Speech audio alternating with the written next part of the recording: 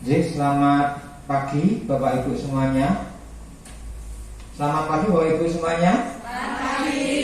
Assalamualaikum warahmatullahi wabarakatuh. Waalaikumsalam warahmatullahi wabarakatuh. Pada pagi hari ini nanti kita akan sama-sama melaksanakan terkait kegiatan evaluasi kinerja dan refleksi diri.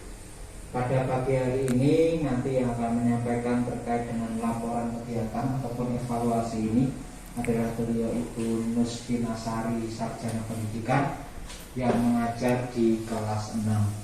Dan untuk itulah nanti mohon kiranya Bapak Ibu untuk memperhatikan dan juga apabila ada terkait dengan masukan-masukan ketika pembelajaran, monggo bisa dipersilakan.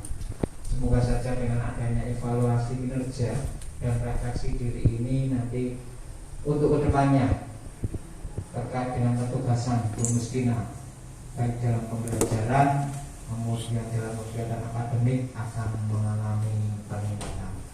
Langsung saja, monggo kami persilakan kepada Bu Nustina Sari, SPD, kami persilakan.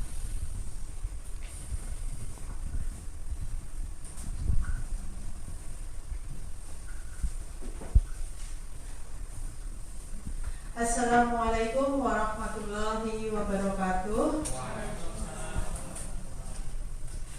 Terima kasih atas waktunya yang diberikan kepada saya. Di sini saya akan menyampaikan beberapa hal tentang evaluasi kinerja dan refleksi diri. Jadi ini merupakan laporan dari kelas 1 sampai kelas 6 yang sudah dirangkum, kemudian nanti akan saya sampaikan.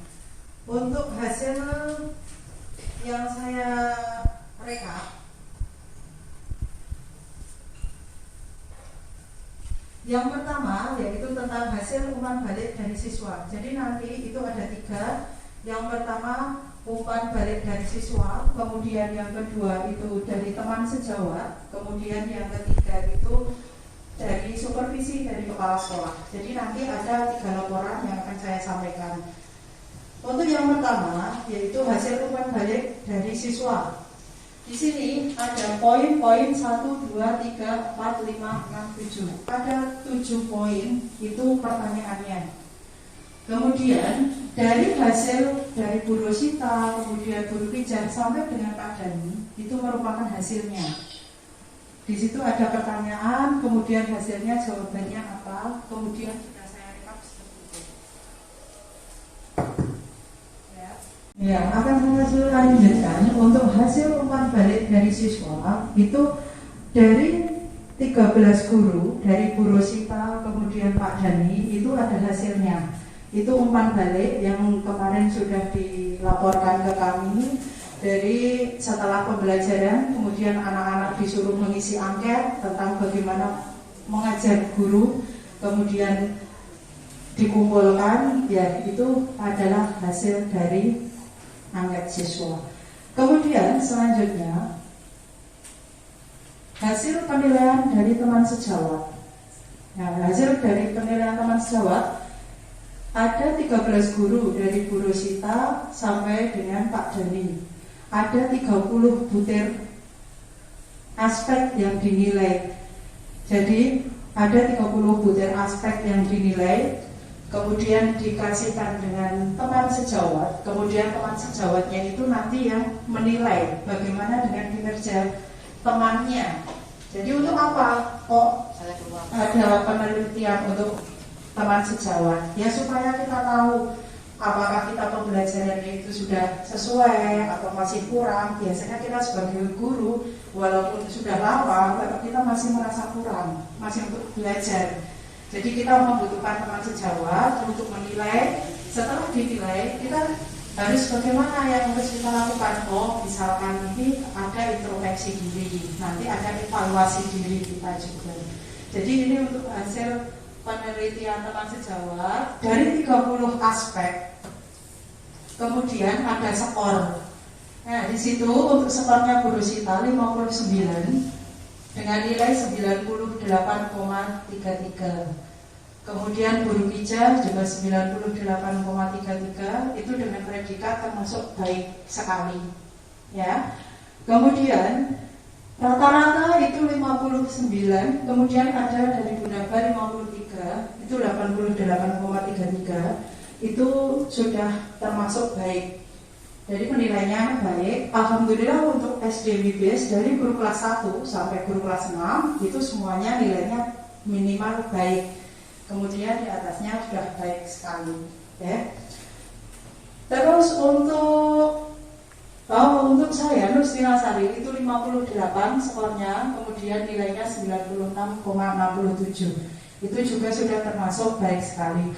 Jadi untuk rata-rata keseluruhan SD kita itu alhamdulillah sudah baik.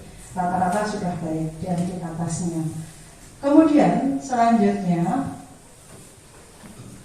tentang hasil evaluasi dan refleksi guru dari supervisi kepala sekolah.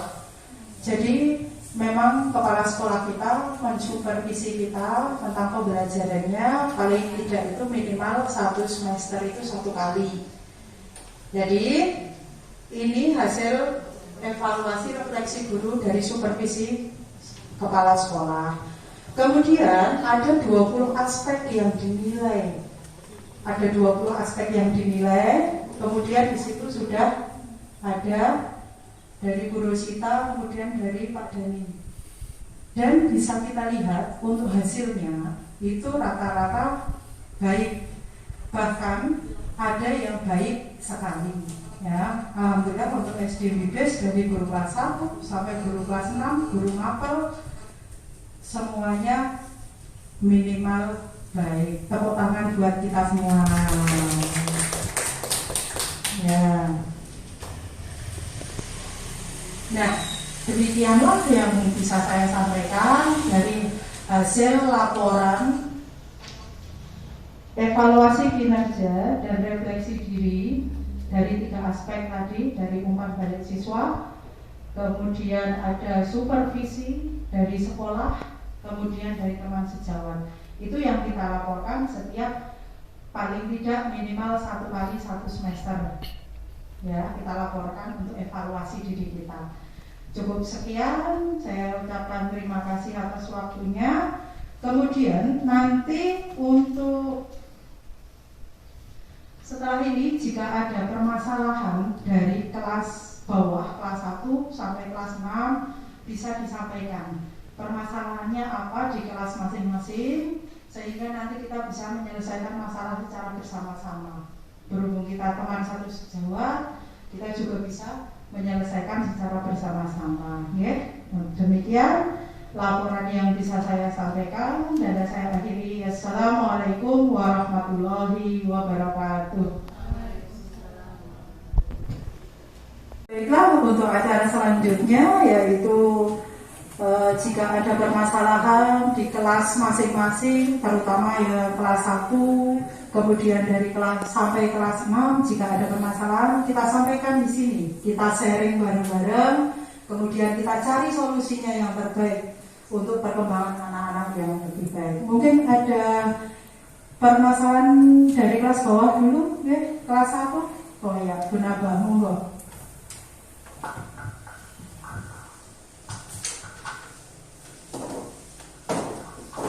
Assalamualaikum warahmatullahi wabarakatuh.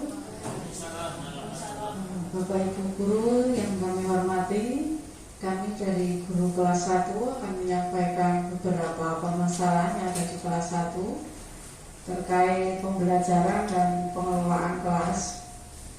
Nah, harapan kami nanti permasalahan yang kami sampaikan ini dapat terselesaikan atau ada solusi dalam forum ini, ya. Kami sangat mengharapkan saran dan solusi dari Bapak Ibu. Yang pertama tentang pembelajaran, terkait pembelajaran. Di kelas saya, di kelas 1B ini ada satu siswa yang memiliki kebutuhan khusus. Jadi anak ini, karena kita memang tidak bisa menolak untuk menerima anak yang punya kebutuhan khusus, karena sekolah kita ada satu program unggulan, yaitu program sekolah inklusi, maka sekolah ini tetap menerima, ya. Namun kendala saya untuk pembelajaran di kelas 1 ini adalah tentang anak tersebut. Ketika saya menyampaikan materi dan kompetensi dasar yang harus dicapai oleh siswa atau indikatornya, maka satu siswa itu tidak bisa mengikuti. Sekali maklum sekali sebagai pendidik kami maklum, sangat memaklumi kemampuan siswa tersebut, dan kami mencoba memberikan pembelajaran yang berbeda dengan teman-teman yang lainnya. Kami mencoba legowo, menerima, umum. Namun yang saya tanyakan adalah bagaimana nanti solusinya ketika si anak itu nanti akan mengerjakan misalnya penilaian harian, kemudian penilaian tengah semester, kemudian penilaian akhir semester dan sebagainya. Tes yang berbentuk sumatif, karena anak tersebut memang belum bisa membaca, berkomunikasi juga belum bisa, kemudian pokoknya anak tersebut saya khususkan, saya istimewakan di kelas saya. Itu yang pertama nih tentang pembelajaran saya ke depannya. Yang kedua tentang pengelolaan kelas. Di kelas saya itu ada 2 siswa yang sering terlambat masuk. Nah, ketika terlambat itu pembelajaran sudah berlangsung. Pengelolaan kelas yang saya tanyakan itu bagaimana mengatasi kedua siswa itu padahal pembelajaran sudah berlangsung. Kalau saya memfokuskan kedua siswa itu, maka pembelajaran saya terganggu. Maka bagaimana solusi pengelolaan kelas saya yang sebaik-baiknya, tidak merugikan dua anak, juga tidak merugikan siswa-siswa yang ada di dalam. Terima kasih, saya mohon solusinya. Assalamualaikum warahmatullahi wabarakatuh. Terima kasih untuk Bu Nabawiyah. Tadi telah menyampaikan ada masalah tentang 2 anak, yang satu itu merupakan kebutuhan khusus yang dalam pembelajaran itu tidak bisa mengikuti pembelajaran dengan teman yang lain, kemudian satunya lagi itu datang sering terlambat. Bagaimana untuk pengelolaan kelas? Mohon kepada rekan-rekan teman sejawat untuk menyampaikan solusi apa yang bisa disampaikan kepada Bu Naba. Monggo, siapa yang mau menyampaikan solusinya?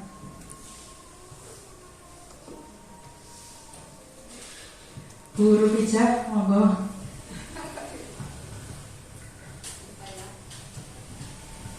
Terima kasih atas waktunya. Assalamualaikum warahmatullahi wabarakatuh. Baiklah Bapak Ibu, di sini kami akan menanggapi dari permasalahan Ibu Nabaya dalam pengelolaan kelasnya di kelas 1. Untuk saya mencoba untuk menjawab, untuk menanggapi. Jadi begini, untuk kita sebagai seorang guru, biar bagaimanapun apabila ada anak didik yang berkebutuhan khusus, memang kita harus legowo menerimanya. Jadi di dalam kelas kita harus mengistimewakan, ya, memperlakukan yang istimewa. Memang benar tadi sudah dikatakan Bu Nabaya.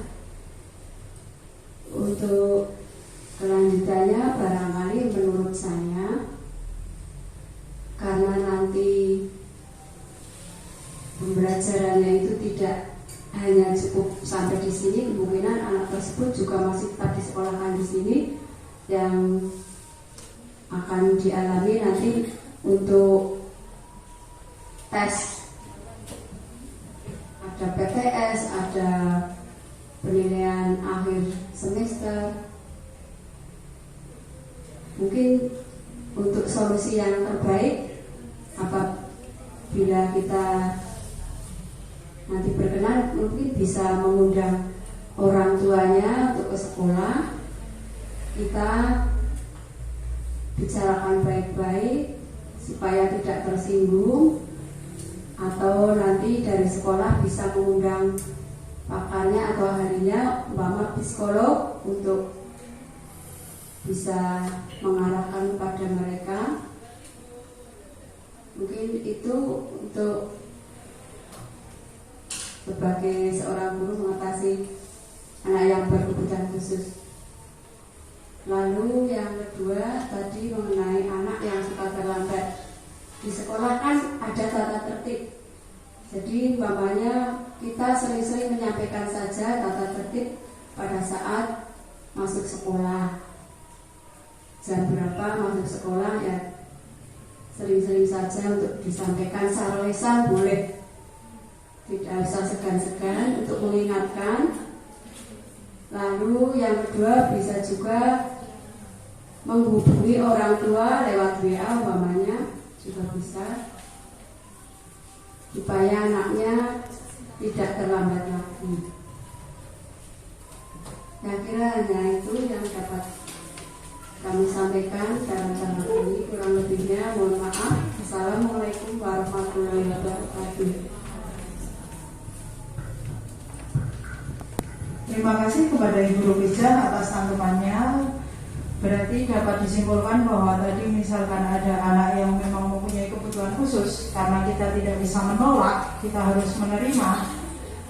Ya memang itu harus kita sebagai guru harus punya tenaga ekstra untuk menangani anak tersebut. Walaupun nantinya misalkan itu anak memang mempunyai kebutuhan khusus, kita tidak boleh langsung menyatakan anak itu kebutuhan khusus, tapi kita harus mencari pakarnya yang sesuai. Misalkan kita ke puskesmas, kerjasama dengan puskesmas, kemudian untuk ke psikolog, kemudian datang ke sekolah, kemudian ngasesmen anak tersebut, bagaimana hasilnya, kemudian ada rekomendasi anak tersebut merupakan kebutuhan khusus seperti apa. Karena kita guru kelas itu memang ya tetap harus bisa untuk menyelesaikan masalah itu. Apalagi kalau sekolah kita inklusi, memang harus menerima kebutuhan tersebut. Padahal kalau seperti itu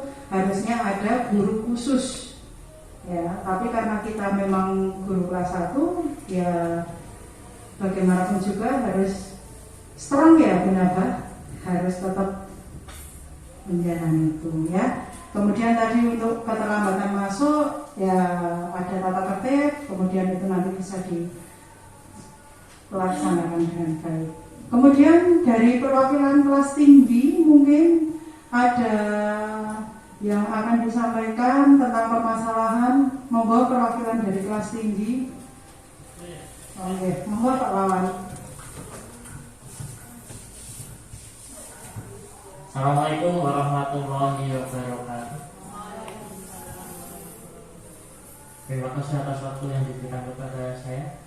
Pada kesempatan ini saya akan menyampaikan masalah yang saya hadapi, khususnya dari kelas yang saya ampu, yaitu kelas 6, di mana yang sering saya jumpai dari tahun ke tahun ini, di mana kemampuan anak, terutama kemampuan dasar anak, misalnya ini kalian pembagian itu kan termasuk kemampuan dasar anak yang seharusnya di kelas 6 itu anak-anak sudah bisa, sudah menguasai hal tersebut. Cuman sayangnya ya ada ya beberapa yang masih belum menguasai hal tersebut, termasuk perkalian susun, porogafet. Itulah kendala dari kelas 6, terutama dalam pelajaran matematika itu yang saya rasakan seperti itu. Nah, mungkin mohon untuk solusinya bagaimana, itu saja yang dapat saya sampaikan. Assalamualaikum warahmatullahi wabarakatuh.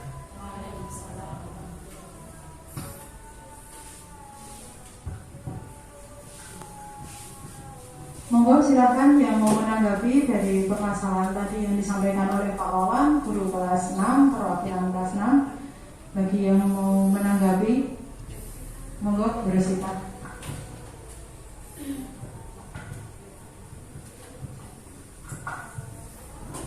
Ya, terima kasih atas kesempatan yang diberikan. Mungkin menanggapi dari permasalahan yang dihadapi oleh Pak Wawan terkait kelas sisi ya, yaitu kompetensi dasar perkalian ataupun pembagian. Untuk permasalahan ini, menurut saya, beberapa pengalaman yang sudah saya alami begitu, itu yang pertama harus ada komunikasi. Yang pertama guru kelas harus ada komunikasi dengan bapak ibu guru kelas di bawahnya, kelas rendah. Lalu yang kedua ada juga komunikasi dengan orang tua, ya. Lalu yang ketiga ada komunikasi juga dengan anak.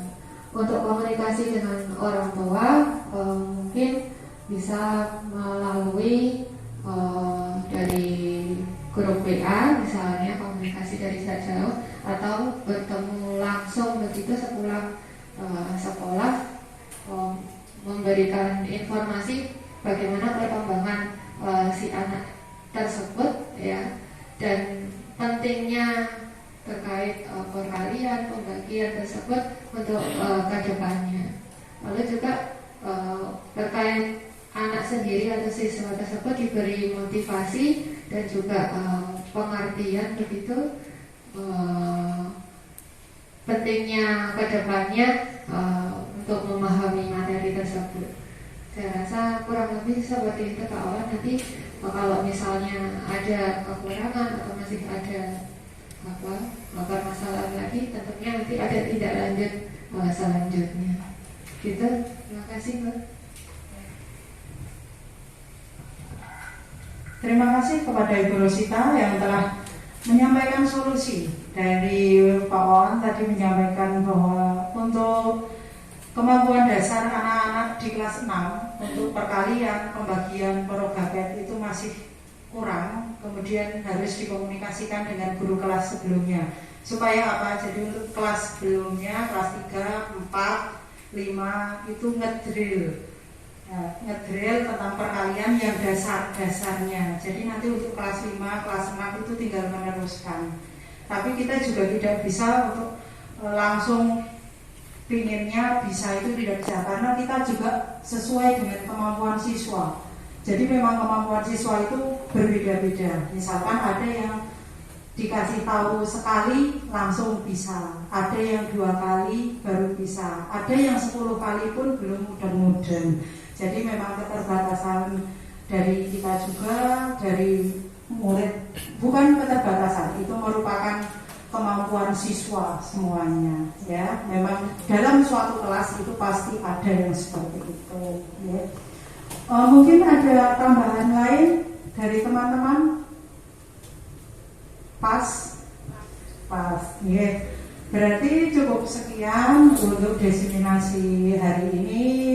Mungkin kita akan lanjutkan untuk semester depan. Kita akan bertemu lagi untuk menyampaikan keluhan-keluhan kita, ada masalah apa di kelas kita, kemudian disampaikan ke forum biar kita bisa menyelesaikan masalah secara bersama-sama dan menjadi sekolah kita lebih baik. Seperti itu, ya. Kalau gitu cukup sekian, saya akhiri. Billahi taufik wal hidayah. Wassalamualaikum warahmatullahi wabarakatuh. Ya, beri tepuk tangan untuk kita semua. Terima kasih.